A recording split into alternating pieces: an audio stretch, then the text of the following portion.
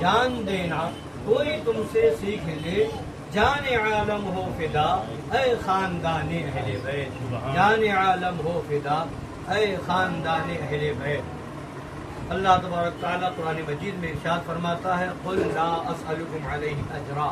الا المودۃ فی القربى، اے محبوب آپ فرما دیجئے میں تم لوگوں سے اس کے بدلے میں، اس پر، کس کے اوپر؟ تبلیغ دین کے اوپر، تبلیغ دین کے بدلے میں نے تمہارے سامنے تبلیغ دین کی، تمہیں بتایا اللہ کیا ہے اور اللہ کون ہے، قرآن کیا ہے، دین کیا ہے، شریعت کیا ہے، اسلام کیا ہے، تمہیں ایمان کی دولت دی، ان سب پر میں تم لوگوں سے کچھ نہیں مانگتا، کوئی اجرت طلب نہیں کرتا۔ لا اسألکم علیہ اجرا، میں تم سے کوئی اجرت نہیں مانگتا، الا المودۃ فی القربى، سوائے اس کے کہ اپنے قرابت داروں کی محبت۔ سبحان اللہ، یعنی اللہ نے فرمایا اے محبوب آپ فرما دیجئے کہ میں تم لوگوں سے کوئی اجرت نہیں مانگتا، اور اجرت کیا مانگیں گے اور کیا ہم کو دے سکتا ہے، جبکہ ساری کائنات کے مالک تو اللہ نے انہیں بنا دیا ہے، ساری کائنات تو ان کے قبضہ اختیار میں، جس کو جو مل رہا ہے وہ نبی کی بارگاہ سے مل رہا ہے، کوئی اور کیا دے گا اور کسی اور سے کیا مانگیں گے، مگر ایک چیز کا مطالبہ فرمایا الا المودۃ فی القربى، تم سے قرابت داروں کی محبت کا مطالبہ کرتا ہوں۔ قرآن مطالبہ کر رہا ہے قرابت دار، رسول کے قرابت داروں کی محبت کا سوال کیا جا رہا ہے۔ صحابہ کرام نبی کی بارگاہ میں حاضر ہوئے، یا رسول اللہ وہ کون حضرات ہیں جن سے محبت کرنے کا مطالبہ ہم سے قرآن کر رہا ہے، کون لوگ ہیں؟ تو نبی پاک صلی اللہ تعالی علیہ وآلہ وسلم ارشاد فرماتے ہیں وہ فاطمہ ہیں، وہ علی ہیں، وہ حسن ہیں، وہ حسین ہیں۔ سبحان اللہ، یہ حضرات ہیں جن سے مطالبہ، جن کے بارے میں مطالبہ کیا گیا، قرآن مطالبہ کر رہا ہے کہ ان سے محبت کرو، ان سے عقیدت رکھو، تو جب ان سے محبت ہوگی انشاءاللہ تبارک و تعالی دنیا بھی کامیاب ہوگی اور آخرت بھی کامیاب ہوگی۔ کہنے والے نے بڑے پیارے انداز میں کہا حال میرا کچھ بھی ہو میرا عقیدہ ہے یہی، حال میرا کچھ بھی ہو میرا عقیدہ ہے یہی، بخشوائے گی مجھے تیری محبت ہے حسین، بخشوائے گی مجھے تیری محبت ہے حسین۔ اور کیوں نہ ہو، جو اہل بیت سے محبت کرتا ہے، نبی نے دعا کی ہے، نبی نے دعا کی ہے اے اللہ میں حسن و حسین سے محبت کرتا ہوں، تو بھی ان سے محبت فرما، اور جو ان دونوں سے محبت کرے اے مولا تو ان سے بھی محبت فرما۔ تو جس سے اللہ محبت فرمائے، اللہ کا محبوب ہو جائے، تو پھر جنت کیوں نہیں ملے گی؟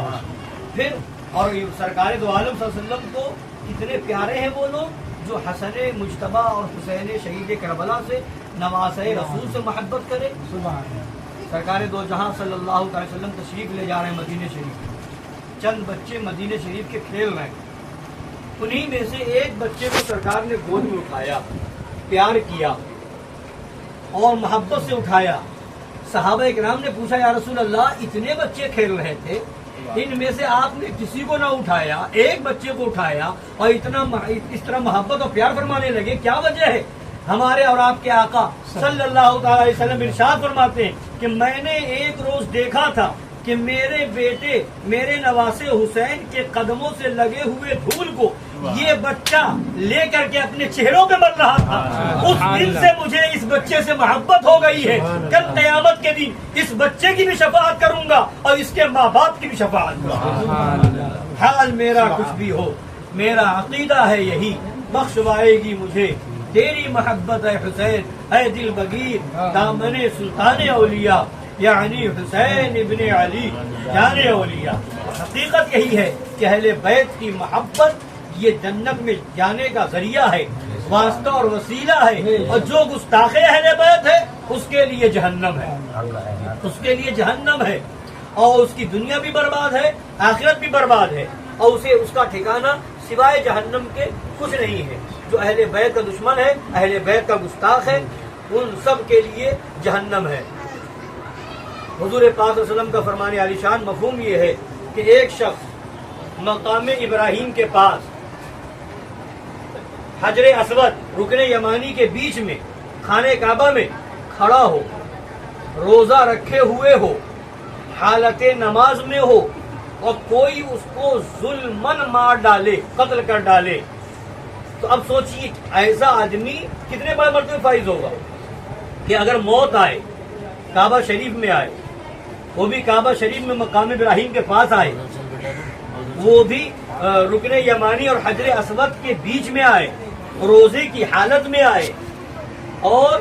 نماز کی حالت میں آئے، اور کوئی اسے ظلمن مارے، قتل کرے، تو ایسے لوگوں کی موت کتنی پیاری ہوا کرتی ہے۔ مگر آقا فرماتے ہیں کہ ایسی حالت میں ہو کہ روزے کی حالت بھی ہو، نماز کی حالت بھی ہو، قیام میں موجود ہو، خانہ کعبہ کے اندر ہو، حجر اسود رکن یمانی کے درمیان کھڑا ہو، ظلمن مارا جائے اور اس کے ساتھ اس کے دل میں اہل بیت سے بغض اور دشمنی ہو، تو نبی فرماتے ہیں وہ سیدھا جہنم میں جائے گا، وہ جہنم میں جائے گا۔ اب خانہ کعبہ میں موجود ہونا اسے نہیں بچائے گا، اب نماز کی حالت میں مرنا اسے نہیں بچائے گا، روزے کی حالت میں مرنا اسے نہیں بچائے گا، اب اس کا جو ہے ظلمن مارا جانا اسے نہیں بچائے گا۔ کیوں؟ یہ سب چیزوں تو موجود ہیں، مگر دل میں جو اہل بیت سے دشمنی ہے، اس دشمنی کی بنیاد پر نہ نماز بچائے گی، نہ روزہ بچائے گا، نہ خانہ کعبہ کی حاضری بچائے گی۔ مطلب کیا ہوا؟ مطلب بتا دیا گیا کہ مرنا کہیں ہو، کہیں مرے،